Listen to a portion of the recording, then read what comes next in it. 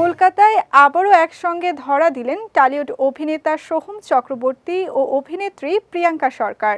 জানা গেছে, পরিচালক রণরাজের আসন্ন সিনেমা পরিচয় গুপ্ততে জুটি বাঁধতে দেখা যাবে তাদেরকে। এরই মধ্যে দক্ষিণ কলকাতায় শুটিং শুরু হয়েছে ছবিটির। সেখানে কি হলো পর্দায় সোহম প্রিয়াঙ্কার রসায়ন সহ ছবির বিভিন্ন বিষয়ে সম্প্রতি কলকাতার গণমাধ্যমে আলোচনা করেন সহশিল্পী ও অভিনেত্রী বিবৃতি চ্যাটার্জি। সোহম প্রিয়াঙ্কা জুটি বাঁধা পরিচয় গুপ্ত ছবিতে একজন পত্রিকার সাংবাদিকের চরিত্রে অভিনয় করেছেন বিবৃতি। সেই চরিত্রে অভিনয় প্রসঙ্গে বিবৃতি বলেন, পেশার কারণে অনেক সাংবাদিকের মুখোমুখি হতে হয়েছে। প্রত্যেকে পেশার প্রতি অত্যন্ত দায়বদ্ধ। সিনেমাটিতে আমি সেটাই ফুটিয়ে তোলার চেষ্টা করব।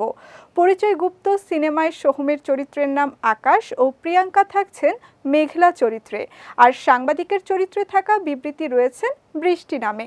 ঘটনার ঘন ঘটায় এক বিশুদ্ধ প্রেমের খোঁজে সাংবাদিক হিসেবে বেরিয়েই অভিনেত্রী বিবৃতি আবিষ্কার করবেন সোহম প্রিয়াঙ্কাকে, যারা আধুনিক প্রজন্মের হয়েও মনের দিক থেকে গভীর প্রেমে ডুবতে ভালোবাসেন।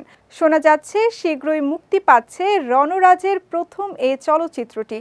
সোহম প্রিয়াঙ্কা ও বিবৃতি ছাড়াও পরিচয় গুপ্ত ছবিটিতে অন্ধ জমিদারের চরিত্রে আছেন ঋত্বিক চক্রবর্তী।